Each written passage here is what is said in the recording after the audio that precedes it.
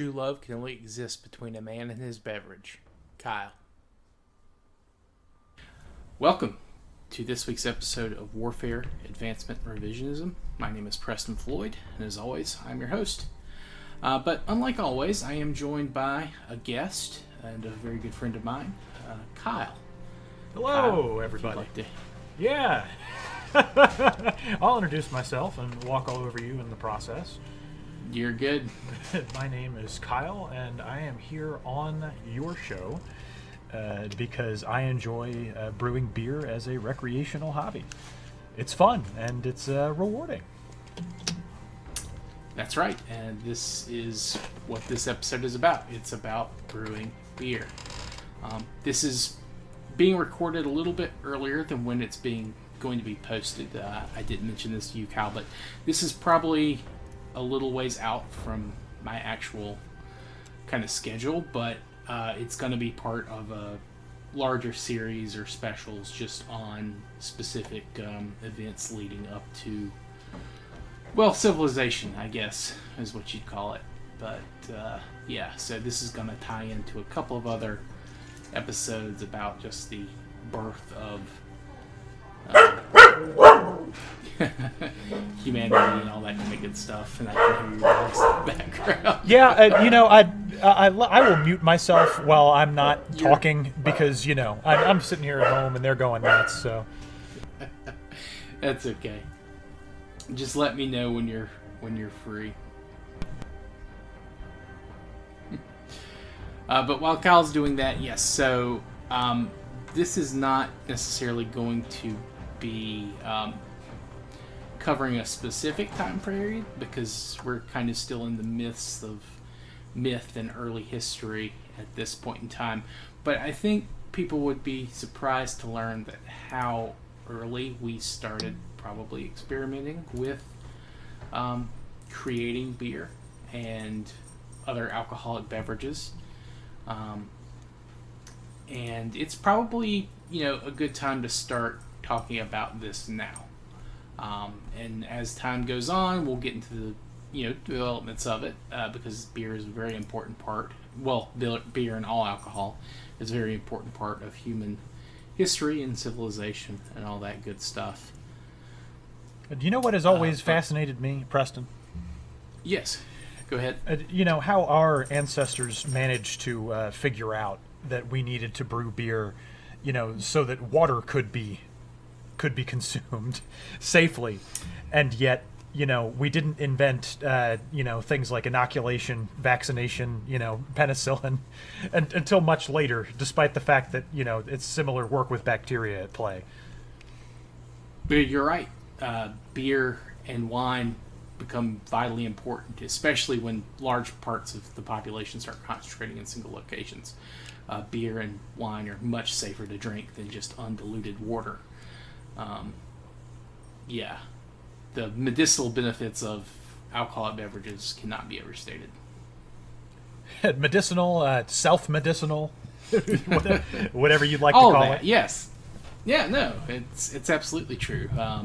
And that's something obviously people use it for today much more, but in the past, where we're talking about the far past, it's absolutely medicine related. It's probably the most advanced medicine we have. We've certainly had enough time to work on it, that's for sure. So I feel like we're just now perfecting it here in the 2000s. Yeah, if people have listened to the episode I'm going to record later today, beer, as a organized activity, the brewing of it, it's possible, at least for what we know right now, we're talking 12,000 years ago, give or take. Really? That have started. Yeah, 9,500 BC. It's actually 11,500 years ago. Oh my god.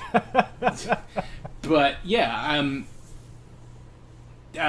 so ceremonial porridge beer. There's a huge amount of evidence at Göbekli Tepe, which is kind of the focus I'm going on right now, where stone vats essentially of or residue of what can be beer or porridge have been found, and it's like the numbers of these pots in one place, it dwarfs anything else that's contemporary, and even in later times, like until we get to like cities, quote unquote.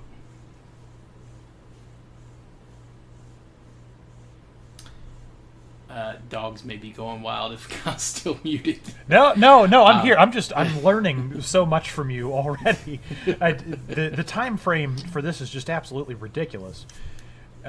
Could you please tell me about the name of the thing that you just said? Göbekli Tepe? Is that what you said? Yes. It is a site in southern Anatolia, modern-day Turkey, not too far from the Turkish-Syrian border. I think the modern city that's there is Sanalurfa. It's up in the hills away from the city, but it's kind of like right now it's in the running for like oldest, if not city, town or complex. I've done one episode on it. It's the one that came out last week, and then there's the one it's probably going to be 2 or 3 more episodes there. Where I haven't really talked about the history too much of it. Last week it was mainly about the discovery of the site and this first bit of excavations there. But there's a whole, there's 12 or 13 smaller settlements that are similar to Göbekli Tepe that are all kind of in the same general region. It's like the Stone Hills. Is what it's called by the locals. But yeah, it's the oldest site where we have like a lot of proto city stuff right now. And beer was at the forefront of it. Is that what you're saying? That is beer was definitely part of it. And there's very popular theory that it was one of the primary reasons for people to go there. Religious, just like people hanging out, reestablishing bonds or establishing new bonds. And not to get too much into that, because again, I'm going to be recording that episode later today. So, but yes, beer, porridge, ceremonial gathering, probably some type of feasting involved as well. Yeah, there's a lot going on, and it wouldn't surprise me, some lubrication would be needed for that type of event. So we've been bar crawling as a species since 12,000 BC. About 10,000, probably. Yeah, give or take. Yeah, let's not split hairs here. Let's get down to it. Well, it's the thing where 12,000 years ago. Well, I think it's 2,000 years, and then yeah, it's just one of those things where you look at a timeline enough, your eyes go cross-eyed looking at it. I do the same thing. Well, no doubt. All the time. But yeah, no, and it's probably way older than that. We've probably been fermenting shit to some level or another. And I'm talking stuff that you would not think would make a good beverage. We've kind of narrowed it down to fruits and grains. But who knows what we were doing even further back than that. What other things were we fermenting? This I'm fascinated by. You got to tell me. Well, I'm talking about probably they tried it with some type of nut, I'm sure, because nuts were a bigger part of our diet than fruits and grasses and grains for a while. There's of course they have things like fermented herring or pickled herring. Oh goodness, things like that. It's a similar I would not want to use that to try to commune with the spirits. I wouldn't want to eat that to survive, much less, use it as a recreational aid, but, Yeah, recreational herring, just the idea of it kind of grosses me out. But, I'm not a history buff like you. For all I know, it was, if all you're doing is eating hard bread and, with grains mashed together into simple porridges and that kind of sustenance, I guess disgusting rotten herring that you've buried in the ground with chemicals, could be a delicacy. You have to look at it in context. Tastes change over time, man. Who knows? Who knows? It could have been great. I'll take your word for it. I, I wouldn't test it. I wouldn't test it. But yeah, so and of course, beer probably being part of some type of shamanistic practice goes back, I'm sure, quite a ways. And then there's that probably helps with the mind altering that needs to be done to kind of commune with the spirits. That and spinning around in circles, which is a thing that some shamans have done in the past to kind of get in the right headspace to journey to the spirit world. But I'm sure having some strong alcohol helps as well. A little bit of strong alcohol, a little bit of spinning in circles, between the two of those things, you'll meet the gods some way or another. In some cases, probably literally. But how much do you have like an estimate of how much beer you've actually brewed? Well, I usually do about a batch a month, and a batch is normally 7 gallons. And I've been brewing for like 7 or 8 years now, so if I did the math on that, maybe about 60 gallons a year, 7 years, somewhere around 300 to 400 gallons of beer I've made. And it's not much considering what modern day breweries are able to put out. They can get several batches of hundreds of gallons done in a day. Even the smallest ones can. But I like to think that I'm fairly regular in that regard. I like to come up with new recipes from scratch. And I brew from grains. All grain brewing specifically is what it's called. Some people brew from extract kits, which the wort has already essentially been made. You just have to dilute it at home with water. And then some people they'll kind of make a concentrated batch themselves by concentrating grains in a bag. They call that brewing in a bag, or BIAB. Me, I just go straight from all grains. I suppose just like our ancestors did. You pour water over it to extract all of the lovely sugars and bacterias and all of that stuff, and the things that eventually do make beer. So. But I believe your original question was how much beer do you think that I've brewed? I'd say around 300 to 400 gallons. But the good stuff now. Okay, we're not talking about your basic cut in the lawn pilsners, the beers that Americans have enjoyed for decades now. We're talking craft stuff, good ingredients. Yeah, no, I understand completely. I just and thank you for going into detail. I know that's something I mentioned that I would need to ask you about. But yeah, no, that was going to be a kind of a follow up. But do you know? Obviously, I've had several of your beers. Specifically, the last one I had of yours was a very wonderful beer you made for your brother's wedding. That was fantastic. Thank you. How is that? Was that something just from a recipe, or was that something you kind of devised on your own? And have you always done that, or have you kind of just started to get into improvisation, I guess? Yeah, so that beer was completely made from scratch, from a recipe that I came up with myself. And I use a calculator. There's several of them online where you plug in kind of the ingredients you use, and it'll spit out, what kind of color you should expect, what kind of bitter flavor you should expect in IBUs, bittering units, which it'll kind of tell you how bitter and hoppy a beer is going to be, but all of that stuff is to personal taste. And that one was a sour that I did, made with fresh blackberries. And one of the things to consider when making a sour is that you're introducing even more souring bacteria into the wort.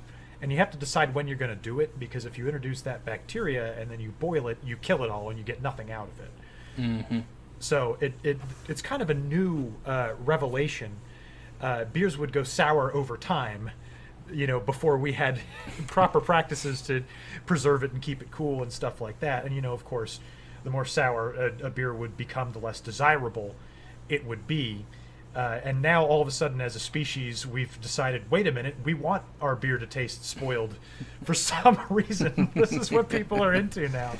I'm not into sours myself, but apparently, the more that things change, the more they stay the same. And now all of a sudden, beer connoisseurs are saying, we need to get this taste that it's gone off, because that's the we need to get lactobacillus introduced into it, and we want it there. As opposed to having it creep in slowly because our storage methods are improper. So learning to do that was definitely a very interesting experience, how to make it taste like it's gone off as opposed to just letting it go off. Well, yeah, like we said, tastes change over time. Who knows, within the next 50 years, maybe, just straight sweet wheat beers will be all the rage. Who knows? Maybe they will be. I think that finally, with the introduction of, beers, beer has I feel like the longest time, whether fortunately or unfortunately, been a very masculine type of beverage. Men drink beer, women like wine and champagne and all of these things. And, I'm sure you have historical examples to prove me wrong on that, no doubt. But I do. But go, please continue. I'm looking forward to hearing them. But sure, no, it's not like it. Yeah, just go ahead. Here in, most recent cultural developments have kind of thrown things that way, and with the advent of craft beer has come all of these people who are making these beers with like fruits and flowery flavors, and we're finally starting to get back to, I guess, the historical precedent you're going to tell me about, where a fruity or flowery beer, this is maybe not so unmasculine anymore. Now it's okay. We can totally, as men, we can enjoy this type of thing. And so the resurgence of the IPA, which I feel like, if you're a garden variety Miller, Budweiser, Coors type of drinker, when you think of, people who like craft beer, that's what you think of, is this disgusting, bitter, oily, IPA. And I'm sure that if you haven't talked about it, I guess, you would have talked about it eventually. But one of those things I learned, I feel like a lot of people know that IPA stands for India Pale Ale, but it was, invented by the British, who needed to preserve, drinking water long enough for voyages by sea to India, to go, rate it for spices and teas and what have you. So it India Pale Ale, not Indian in origin, but made to get to India. And it's so bitter because the more hops that were used in the brewing process, the longer it would keep for. So that's the only thing about that. And now all of a sudden, people are like, an IPA, that's what craft beer is. It's got to be bitter and disgusting. And I'm so glad now that we're finally breaking that masculine perception, and making lighter beers with more interesting flavors for people to enjoy. Because I feel like, as a country, especially, we're probably sick of IPAs by now. Yeah, because like most of the big American domestics here, like Budweiser and things like that, they're all kind of pilsners, and then the big response to that with like the big microbrewery revolution that happened in the late 90s and early 2000s, that led to just, you're right, a glut of IPAs, some of which I love, but there's a lot of just average to shit IPAs, in my opinion. Oh, absolutely, because having an IPA means that you're cultured, and you know what you're doing, because it takes much more effort and expertise, not only to brew an IPA, but to enjoy an IPA. If you remember the marketing for Samuel Adams back in that explosion in the 90s, you'd had these men going to a restaurant for a business lunch, and they'd say, I'll have a Sam Adams. And everybody's looking at them like, what? You could drink something so sophisticated? Unbelievable. You are clearly the most masculine man to live, to drink something like this. And, now all of a sudden we've associated drinking bitter and disgusting macro brews with being a manly man. So, here we are. But I want to hear more about men and women alike enjoying the delicious taste of beer. You promised to prove me wrong, and now I need you to deliver. I will, but I would like to I am glad you brought up Sam Adams because that ad campaign turned me off of their stuff for a while, but they have some really good seasonal stuff, and their standard stuff is actually okay. It's just like but that ad campaign just completely made me not want to drink Sam Adams for years. But yes, so obviously in the far mists of time, we don't know who invented beer, men or women. From what we can tell about hunter-gatherers, at least the ones that lived up into the modern day and age, there is a division of labor based on sex 99.9% of the time. Women tended to be the gatherers, which they got the most calories because that's more available, while men are out, dicking around trying to kill animals. But if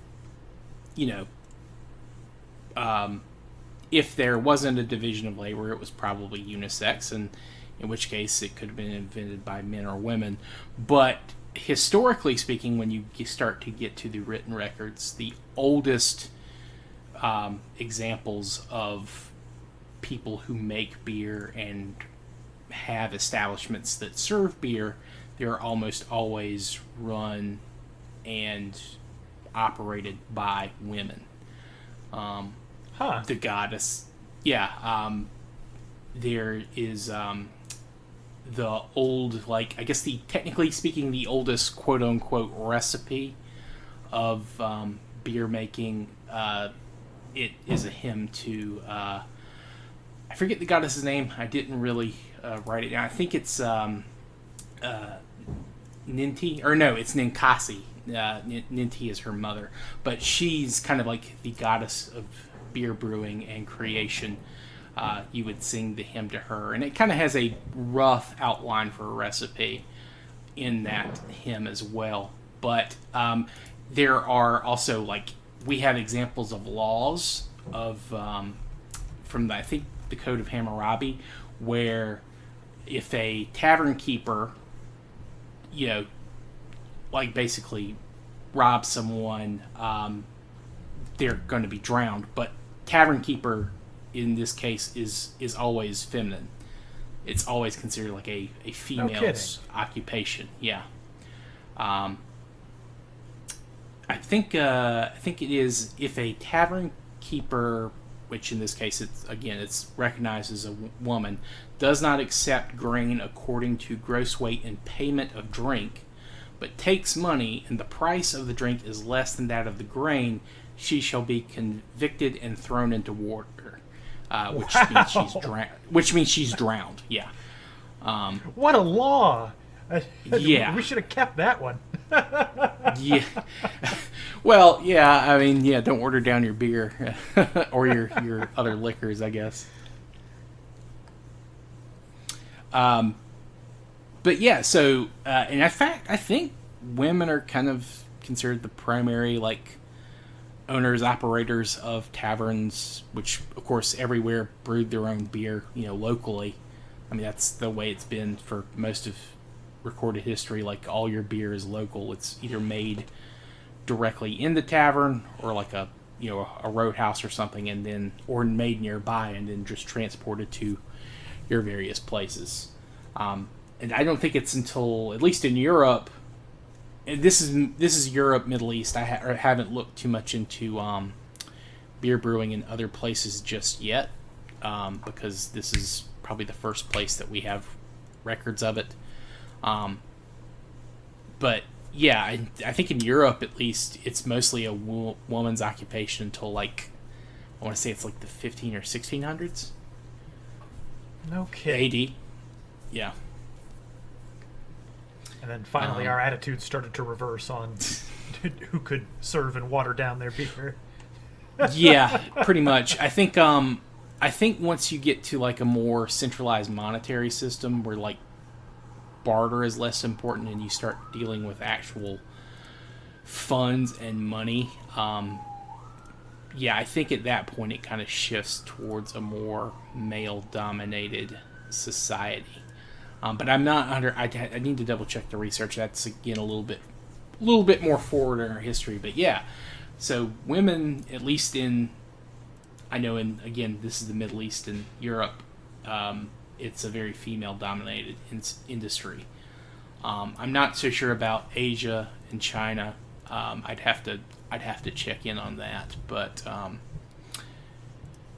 yeah. Also, I'm not sure about the Americas, but the Americas, I'm interested in learning more about their old school brews because I think they're made of corn. Interestingly enough, and of course, China has types of rice beer and wines, and of course, sake from Japan, which is a rice wine. But yeah, so there's a lot of different types of alcoholic beverage. Just here, us in the U.S., almost all of our stuff is wheat or grain based. And is that just because that's what's most prevalent? I think, yeah. I mean, Europe, almost all of their, or at least the founders of America were all English or Irish or Scottish or Welsh. And they were most comfortable using wheat to brew their beers, so that got imported over here. And of course, then later you have different ways of other migrants into the Americas. Germans, Dutch, French, which southern France, obviously being on the Mediterranean, and the Italians, they have a very heavy wine culture because grapes actually grow there. The Romans weren't big on beer. They thought it was like a barbarian or a woman's drink.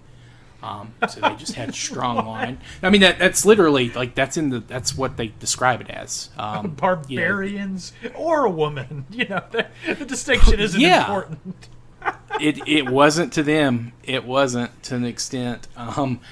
But yeah, no. So like the Romans, it was also considered like a lower class drink. It was for the poors basically. If you were a true Roman, you'd be drinking wine. Of course.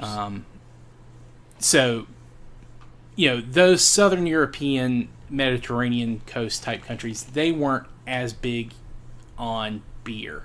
They were more into the grape side of fermentation. But then you have,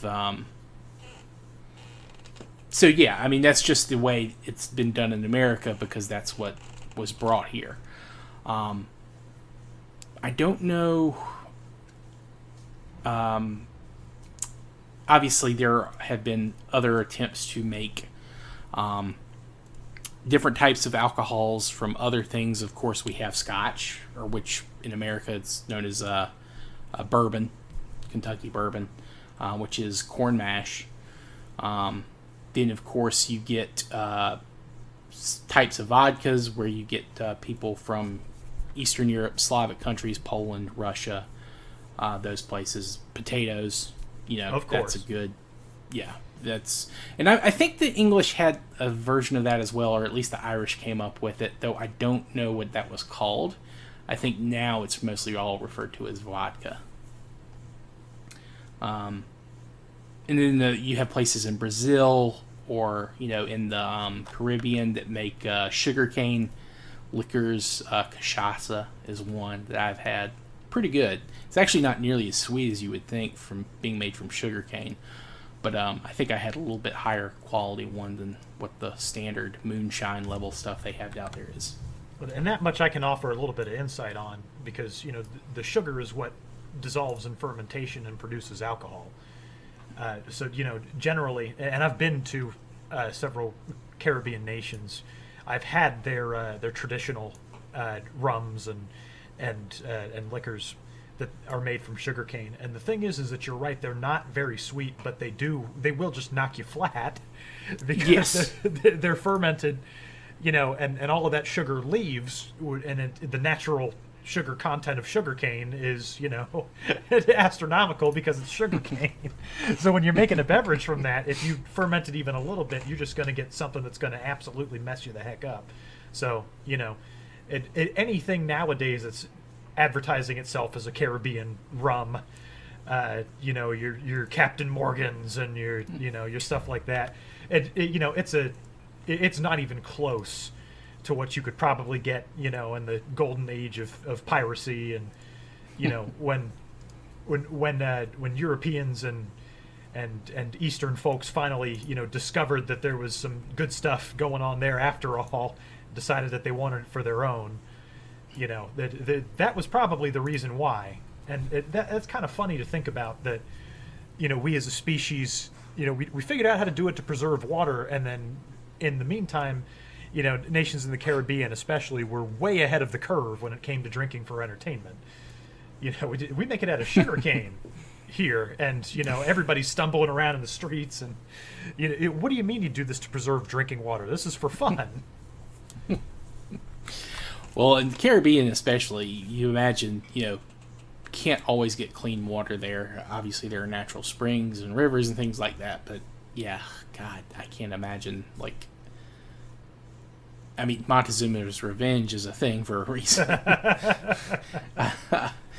But yeah, no, the health benefits cannot be overstated with beer, especially, when you get to just general hygiene.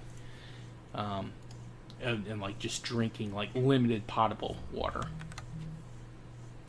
Yeah, I could see, and you can correct me if I'm wrong, but I could see a lot of, towns and settlements, that would ordinarily need to be made in places with, rivers and streams and moving water. I could see where knowledge of brewing could maybe enable you to settle somewhere that did not have sources of water that were necessarily running. And if you had any examples, you would be far beyond me, because I know nothing about anything. But well, no, you're right. Having regular, potable sources of water is very important, especially if you can, especially if you have just enough water to maybe grow crops or water animals. But what about the people? Well, obviously you need to be able to, drink something, in which case beer, wine. Yeah, no, that's absolutely. I don't know a specific location that stands out, but there are a lot of smaller towns, and you mentioned it, just the British in India, they couldn't drink the water there very well, so yeah, that kind of enabled them to kind of stay and live in the numbers that they did while they were, I guess, acclimating to the environment. Even in the Caribbean, where the British occupied, part of the problem was, people would get sick from drinking the water, they would die. The British had a process called seasoning. That's what they called it. They basically send a bunch of younger men and send them to the Caribbean, and if they adapted and survived, they would generally be healthier than the rest of people would be in England for the rest of their lives. So yeah, if you went there and lived, you'd be in pretty good shape, provided, of course, seasoning, eugenics, it's all the same. Exactly. That's hysterical. We're just gonna we're gonna pluck all the tallest plants and just kind of leave the rest to suffer and die from the water. Well, Britain had a big problem with kind of because they weren't quite industrialized yet. That doesn't happen till later, but they did have a problem with overcrowding, especially in London, and I think some of the other port cities. They didn't have enough work, so they hey, we'll ship you off to the New World. If you live, you'll be in great shape. If you live. Can you even imagine being in the room of nobility and just sitting there being, hey, you guys remember the Black Death? It wasn't all bad. I got this cool new place we can send young people to. Well, if you really sit down and look at things, actually, yeah, quality of life massively increased after the Black Death. But that's something for way in the future to talk about. But yeah, no. And the thing is, it wasn't something that, they did out of malice. It was just and in fact, a lot of people, this was actually done by, I guess you would consider them, middle class. Hey, you can make a lot of money if you go to the New World and you just hang out there for a couple of years, you can come back and live comfortably in England for the rest of your life. If you make it. But yeah. you just had, yeah, if you make it. And that's kind of the big question. Would you make it? But it's that or die of dysentery on the streets of like London or Liverpool or Birmingham or someplace. Like, Oh, what a choice. yeah, like you want cholera and dying penniless in a poorhouse? Or do you want to go to the sunny Caribbean and you might die in 6 months of getting there, but you're on the beach, it's sunny. It'll be a good 6 months. It couldn't have been the worst way to go, in all things considered. No, I suppose not. But yeah, so trying to think, was there any other? So have you ever tried to add anything to your brews that you might not consider, like maybe honey or like some kind of spice, like maybe brown sugar, cardamom, anything like that? Oh yeah, I make a saison with a little bit of cardamom and a little bit of gosh, what is that other thing called that goes into saison? I don't know. Yeah, that's what I'm here for, right? Yeah, partly. Oh goodness gracious! Is it Yeah, cumin? no, some spice or other. I was looking for it the other day. Coriander. Yeah, there. Coriander. Okay, I knew it started with a C. I was racking my brain because I have this big glass container of coriander, and I only use it for making saisons. I don't cook with it. I don't know what to do with coriander. All I do is use it to make beer, and so I'm tearing apart the house. Like, where on earth is my coriander? I use it for one thing, and I can't even keep it together with the rest of my beer stuff. Yeah, typically, spices do go into mostly beers that I am familiar with from traditional German areas, and that is one of the things that I do find interesting is that if you try to brew a Kolsch, let's say, you and I would call it a Kolsch, but legally everybody else has to refer to it as a Kolsch style ale, because an official Kolsch can only be brewed in the Kolsch region of Germany.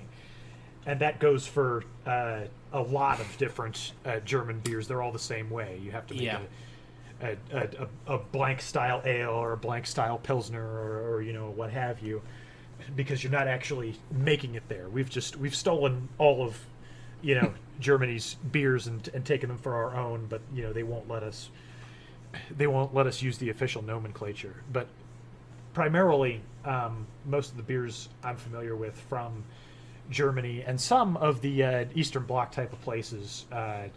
A lot of Czech beers will use seasoning as well, but Czechs mostly well known for their perfection of the Pilsner and Pilsen. the hops used within, especially Saaz, S-A-A-Z, one of the most common, not brands, but varieties of hops that's used in Pilsners, Czech-style Pilsners, stuff like that. But I just ramble and get off on tangents when it comes to beer. You're good. But Yeah, just seasonings, absolutely, mostly in German beers. Yeah, German. Say what you want about the Germans, but they do have beer down to a pretty good science. Oh, they do. You would think they might let up on purity laws, considering the last time they tried it, though. But who knows? Well, here we are talking about sending people off to the Caribbean, and that was okay, well, right?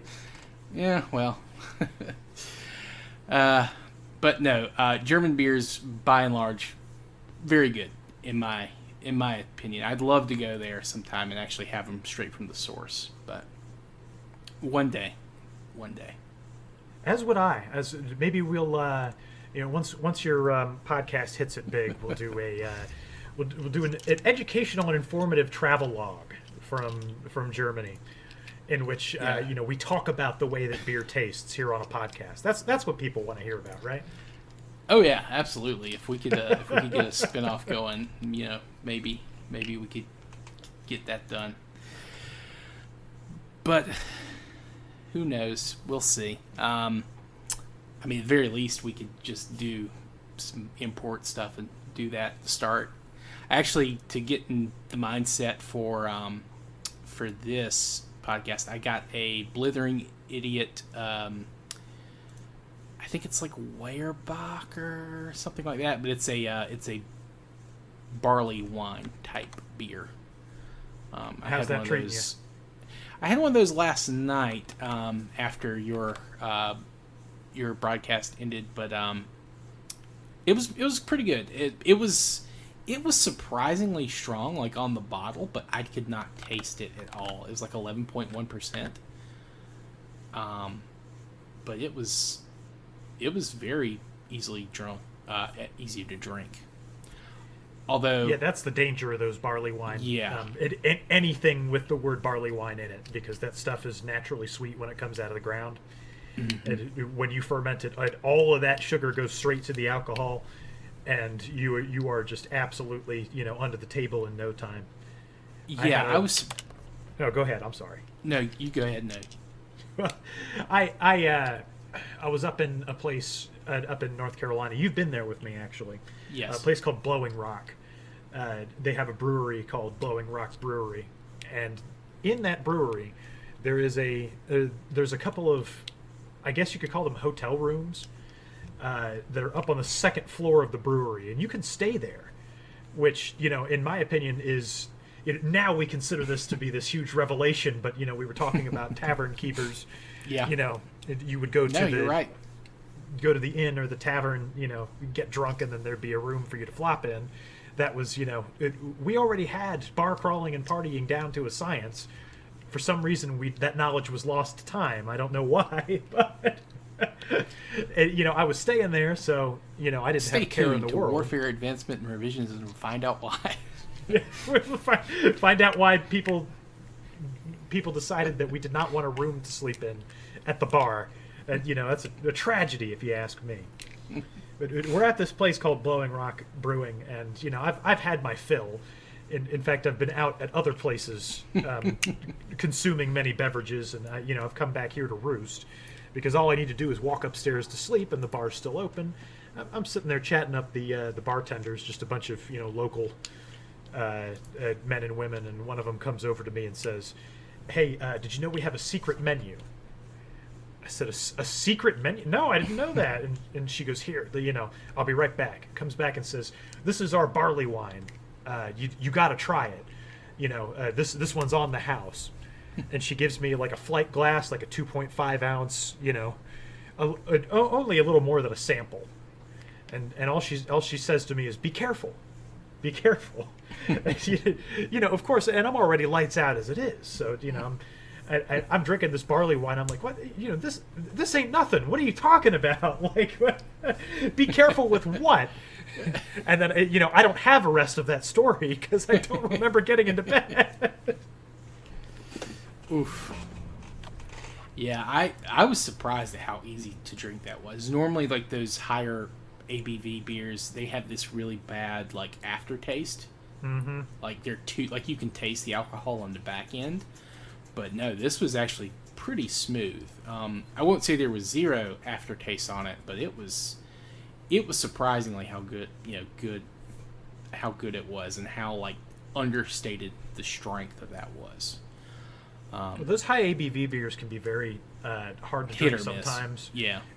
Because typically, if you're making a stout or an imperial, what you will do during the beer brewing process is a secondary fermentation where you add corn sugar to it. And you're kind of hoping that all of that gets consumed and turned into alcohol. But, the problem with brewing is that it's never 100% process in anything that you're doing with it. You never get 100% efficiency, in distilling the wort. You never get 100% efficiency when you're trying to dissolve the sugars into alcohol. It's just a question of trying to be as efficient as you can during the chemical changes and all that process. And when you add sugar, whether it be to carbonate later in the bottle or to make an imperial or a stout like that, you're not going to get 100% dissolving and absorption. And so that bitter, tangy mouth-filmy aftertaste that you get in a lot of high ABV beers like that is because they're not able to ferment all the sugar out into alcohol. And that's the reason why, again, barley wine is so dangerous, because the efficiency is super high on that, and they do manage to master that process to the point where it doesn't, it doesn't taste, quote-unquote, like a high ABV beer, because most high ABV beers you're drinking are low-effort, low-efficiency type of things. So what does a high ABV beer actually taste like? It should be nearly, I don't want to say imperceptible, but a high ABV beer done correctly is almost going to taste like wine, because it should be very smooth and flat like that. So there you go. I can finally be educational here on the podcast. Yeah, no, that was a great explanation. And smooth is one way I would describe that Weyerbacher. Yeah, I was actually surprised at how smooth it was for the strength of it. It came in a 4-pack. I still got 3 more. I have no idea when I'm going to drink the rest of them. I might have one after this before I start recording the next one. And I think there's NFL games later today too. So there is. I might have. Yeah. But be careful. You got work tomorrow, okay? Yeah. No. Exactly. I can't. I can't have all 3. Certainly not today, at least. But it's funny you mentioned, because I know some of the earlier, I guess, again, quote-unquote recipes, calling these recipes, they're more general of a guideline, a call for adding date syrup to the beer. And I've seen a couple of recreation attempts, like I've read a couple of articles about it, and I've watched a couple of videos on it. And everyone added the date syrup at different points, I guess, in the process. Some of them tended to be a lot sour, but then there's one guy I watched fairly recently, and his video is only a couple months old, but his was actually not sour at all. He said it was no more sour than like a standard American like Pilsner. He said but it wasn't super sweet either. It had like a lot more of a nutty aroma. So they're probably adding like either way too much date syrup or not enough. What taste you get out of it depends on when you add it during the brewing process. Yeah. So if you add it during a boil, and typically you're going to add fruit during the last 5 or 10 minutes of a boil, because if you boil a fruit too long, you get a beer that tastes like boiled fruit, which is not which is not a particularly fun taste. But if you add it during the boil, you get a little bit of essence. And I've never used date syrup. That sounds like a really interesting concept. I use a lot of... No, go ahead. No, I was going to say that was really kind of the main fruit that they had access to in Samaria. It was at least when this stuff was written. I'm sure later they kind of came up with other stuff. But yeah, date syrup is kind of what they had. And that is, that's like a brilliant kind of way to go in terms of, ensuring that enough sugar is present to get a decent buzz going. So they clearly had it figured out. But I use a lot of fruit peels, not necessarily fruit itself, because if you use just sweet orange peel, bitter orange peel, grapefruit peel, stuff like that, using the rinds of the fruit tends to give you more of the actual flavor of orange and grapefruit, and less of the sweetness of actual fruit. And plus, you can remove fruit peel when you're done boiling with it, which I always do. Yeah. But if you're adding date syrup like that, that was probably a precursor to what we now know as an imperial stout or a porter or something like that. Because when you ferment, you have the option. You don't always need to, but you have the option of discarding the spent yeast and moving your beer that's being fermented into another fermentation vessel altogether. That's what's called a secondary fermentation. And when people add fruit for fruit taste, not during the boil, that's when they do it, is in secondary.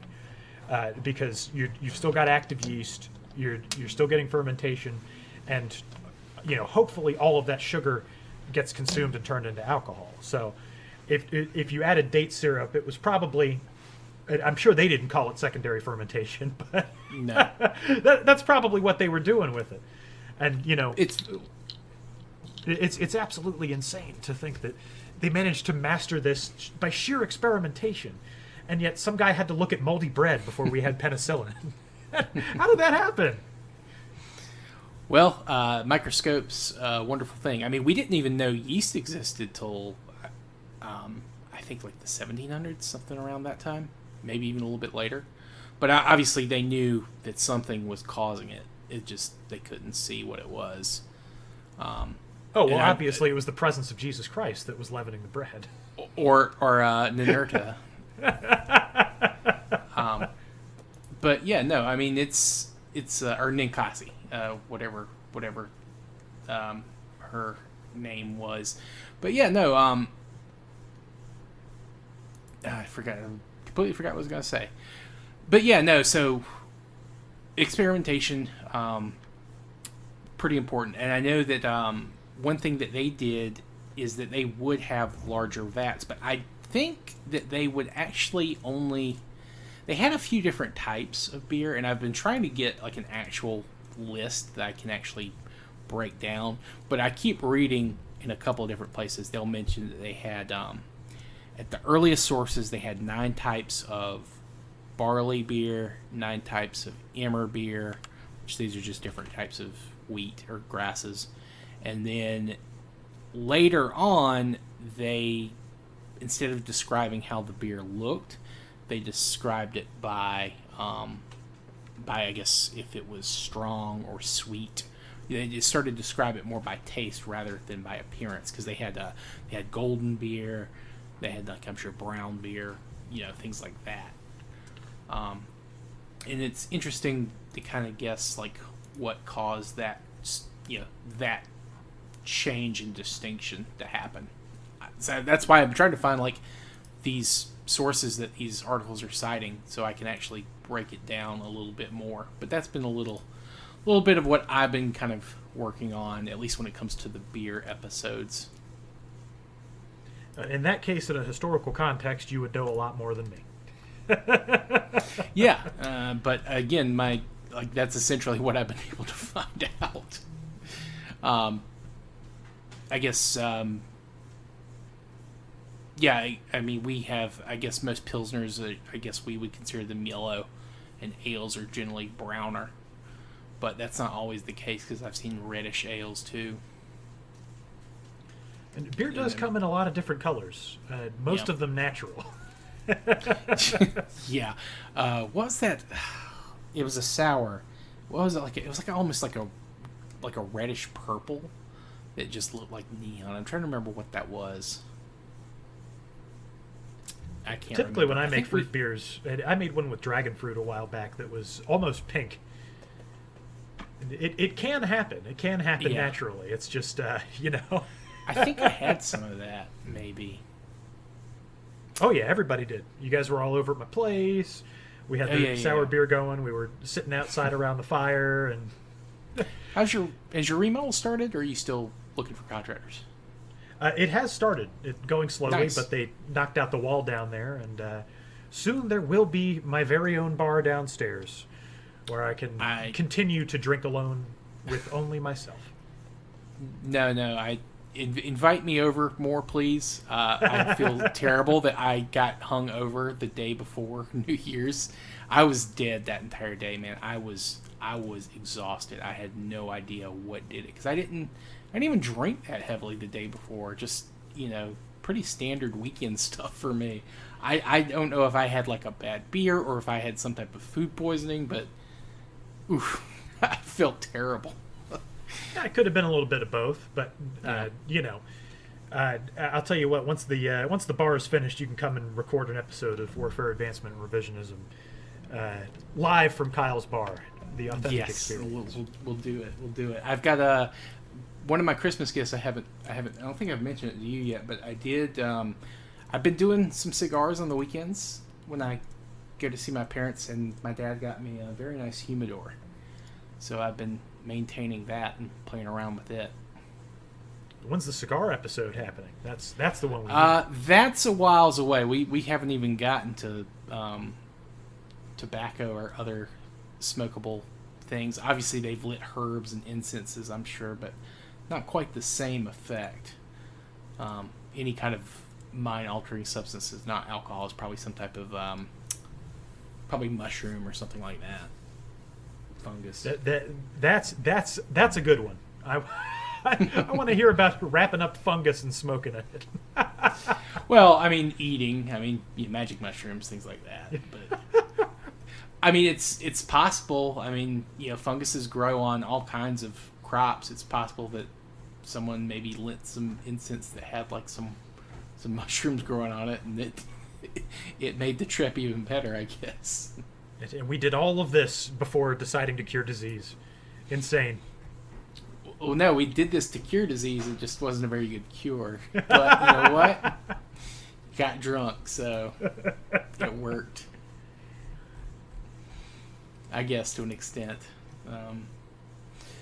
But yeah, so I think that was kind of the highlights. I'm trying to think if there are any other big outstanding questions. Obviously, I know as soon as we end the recording, I'm going to think of like 5 more things. But I guess that'll leave us some stuff for part 2. I'm happy to return whenever you may need me. Well, yeah, I think that this might be something that can recur, and we can maybe sample some beers that would be typical of the period we're talking about, or maybe not beer. We might maybe let's do a classy wine episode or something when we talk about why not both? Why not both? Or even better, how about find me one of those primitive recipes with date syrup, and I'll make it, and then we can discuss how the Mesopotamians had extremely poor taste. So the thing with the Mesopotamian beer, this is something I should have mentioned. So it would be made and drunk within a very short period of time, at least for what most people were having it. Obviously, I'm sure that they had some better stuff for the hoi polloi, but like the beers would be probably made over like a 4 or 5 day period, just enough to kind of get some alcohol into it, and then once you open it up after you let that fermentation complete, you'd probably have to drink it all within 2 days or so before it would either probably go bad or you couldn't use it anymore. Oh yeah, absolutely. And you can churn out a batch of perfectly drinkable alcoholic beer in even like 48 hours. In fact, I've known a couple of brewing operations here in the state that we live in. The fermentation rate is affected by temperature, and generally you want to keep your beer from like 68 to 72. Some beers are fermented colder, just cause. Some beers are fermented warmer, and if you ferment warmly, you are going to get extraordinarily accelerated fermentation, but you are also running into the exact risk of what the Mesopotamians seem to understand there, and that was that when you do it that quickly, you are not making something that is going to be sterile and last a long time. Yeah. And I've got to say, I've never had anything like this, and I don't know if I ever will again. But I had a beer that was hot fermented out in the summer sun here in the southeastern United States, by a gentleman who works for a brewery up here in the place where we are. Yeah. He I've brewed mentioned it with. it, so Okay, I won't bring it up if you're worried about it, but yeah, like I've mentioned. No, I'm not worried about anything. I just, Yeah. I'm just. I don't know how you are, but in any event, it was a place called Amor Artis Brewing that's up in Fort Mill, South Carolina. The head brewmaster of that place, because we were talking shop. I can never help myself. But you learn stuff doing that. Oh, you learn stuff, and it's good. And brewers love to talk to other brewers, but I often feel like the cook who talks to the master chef at the restaurant, like, I too know how to make a good remoulade. Like, no, I don't. not on that level, but and I'm talking shop with this guy, and my wife and I are the only ones in the place. He says, "Man, you got to try this. I made this beer with pine needles." I said, "What?" Because a good whiskey or a scotch, I love a woody taste in that. Oh yeah. As does, I feel like, most of America. I myself am an Islay man. I like that peat bog, that bog water. Absolutely, as do I. It's an acquired taste. Yeah, but eventually you learn to like drinking shoe leather. I like it. It's got that smoky flavor to it, man. Oh, absolutely. And when our predecessors were fermenting and distilling liquors, you kind of wanted some of the barrel to kind of wear off into the alcohol.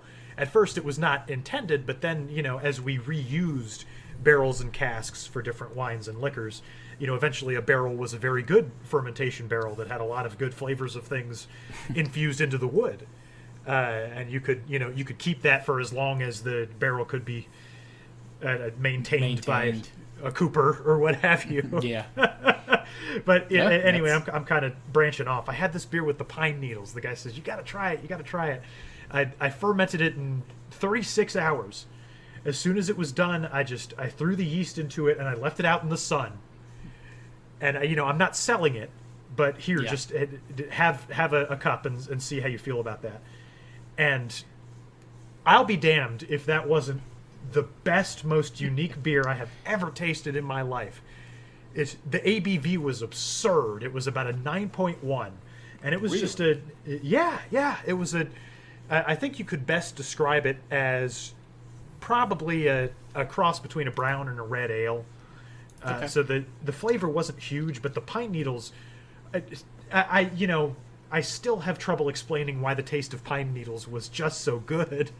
Well, this is probably the smell, right? I mean, because those smell great. Like, I don't know. At least taste is connected to smell, and you wouldn't think that you want a mouthful of pine needles, but that beer has me reconsidering the edibility of them. But I ended up loving it so much. I was like, "Dude, you got to get me a crowler of this."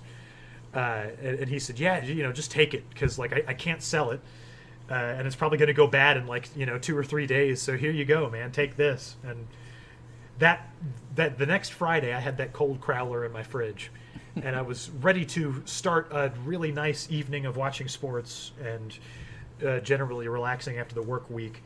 And it was a 32-ounce crowler, so it was a big can. And I had that can, and then I went to bed at maybe 10 o'clock. I told my wife, I can't even keep my eyes open anymore, these damn pine needles. Oh, Lord. That's a good one. That's one of those things, you mentioned it was brewed so short. Like, I know a lot of early, like, scholarship and literature on it because, rations were paid partly in beer because they didn't have coins or, money as we would understand it until much later. But, like, a lot of the assumptions was that these alcohols were, like, not that strong. Like, they were, like, you might consider them, like, maybe a 2% or something along those lines. But I think a lot of, like, reconstructive stuff is kind of like, some of these are pretty standard, probably in line with what we would expect, or maybe even stronger. And I would be very interested to know what they considered a strong beer to be. I just found out the other day that the British Navy, as did many other navies, had a rum ration. Yep. And they had it well into, I want to say, the 50s or the 60s. Yeah. No. It was, yeah. That's crazy stuff, but that was part of being a sailor. Is you got you got X number of rum, you got X number of burgoo to eat. If you ever do an episode on food, we can talk about that. But you had this rum ration, and apparently the Royal Navy rum ration was an official. Like, they made their own. It wasn't just it was standard issue. So if you joined the Royal Navy, they gave you a uniform, they gave you your weapon, and then they gave you your rum, and it was all in-house, sourced in-house. And when the rum ration ended, the Royal Navy had no reason to produce rum anymore, so they sold the recipe, and you can still buy it today if you want the taste of the Royal Navy according to the centuries-old recipe. That is now called Pusser's rum, which you can buy. Yeah, Pusser's, which was, sailor vernacular for purser, as in the purser's rum. So the purser would give you your pay and your rum ration, and then you go to a liquor store, any liquor store worth its salt, and get Pusser's rum. You too can drink like a British sailor. I don't know if I want to be quite honest. But, maybe the one time I would give it a shot. But yeah, no, that's rations payment. That's something that definitely has been used for quite a long period of time. Grog, of course, another great drink, and I say great with quotation marks there. Iconic, may be the way to put it. I have had authentic grog in the Caribbean because for a time, we know that as a colloquial, term for an alcoholic beverage of questionable origin. But for a time, grog was considered a rare export of the Caribbean, and there was branded grogs. It's not really produced anymore because it's hard to put a finger on exactly what grog is. Yeah. But I did have a sample of it from a rum distillery in I want to say where the heck was I? Maybe St. Martin. I forget where it was, but the best I can describe the taste of what an authentic grog recipe is alcoholic vomit. It was awful. And I had maybe a thimbleful of that stuff. Truly disgusting. Oof. How strong was it, do you know? Very. That would make sense. It was marketed as a, when we think grog, like I said, we think of, it's the pirate's drink, and they keep it in barrels, and everybody has several mugs of grog with the evening meal. But I want to say that the grog I had was somewhere around 40%. So it was better drain cleaner than than liquor. But if the legends are to be believed, then this is why pirates' teeth were rotting out of their heads, all the time, because they had poor dental care, but also because they were drinking some 40%, mug of disgusting alcoholic vomit with every meal. So, and that the sugar efficiency was probably pretty low during fermentation. I bet. Good Lord. Oof. Yeah, I think the only historical recipe reproduction that I've had was the dispensary recipe for the one we had up in, was it Anderson? For the palmetto moonshine. Yeah, so something like that. Yeah, so for those of you that don't know, in the state of South Carolina, when Prohibition was happening, there were workarounds where people could get alcohol, and one way the state of South Carolina decided to do it was to prevent the kinds of massive rum running and bootlegging type deals, that they would basically allow a certain amount of personal use alcohol to be purchased by everyone, and they had their own state-sponsored recipe, and you would have to buy it from the state directly. It was a very nice windfall monetarily for the state, and it generally worked, with a few exceptions, I'm sure. That's something I'm looking forward to kind of researching. But they have since, I guess, obviously since Prohibition has gone away, someone rediscovered the state's recipe and has begun to produce that state-sponsored moonshine here in South Carolina. And they've actually, kind of done some of their own recipes and spin-offs that are very good. But I honestly didn't mind it. I thought it was pretty decent for moonshine. Yeah, I suppose if it was the only moonshine that you were allowed to buy by law, you could do a lot worse. But Prohibition changed the entire makeup of American wine, beer, and liquor making. Yeah, and a lot of beers that we know now are shadows of their former selves, because their recipes had to change after Prohibition was over due to scarcity of ingredients and ways that things could be sourced. Yeah. However, here's an interesting nugget here for your listeners. There are two, national level breweries, macro breweries, if you want to call them that did not change their recipe after Prohibition and still use the same one today. And I'm certain that you know what one of them is. I believe I do, yes. Is it good old Yingling? Yingling, absolutely. Yeah. Yingling is the first. Pennsylvania. And the second is Genesee. Okay. I should have known that. You're a big Genesee cream ale fan, which I enjoy it too. I don't quite understand your true love for it, but I get it. It's a very good beer. It's very flavorful, if nothing else. Hey, a true love can only exist between a man and his beverage, okay? That's true. That's true. Someday you will know that love. That's going to be the quote I have at the start of this episode. True love can only exist between a man and his beverage. You put it on my gravestone, would you? I will. As long as Liz doesn't fight me over it. I'm not getting into that. But I guess the final thing before we kind of finish up. So you mentioned you may want to do the one of the old school recipe recreations. One of the key steps in the process that is listed in this hymn to Ninkasi is that the noble dogs keep away even the potentates. You have the noble dogs to keep away the potentates. Oh man! So we'll definitely be able to, follow it down to the letter, won't we? Yep, absolutely. I'm sure that the dander of the noble dogs did not appreciably affect the flavor in any sort of way. No, not at all. I'm sure it'll be completely 100% sterile, drinkable.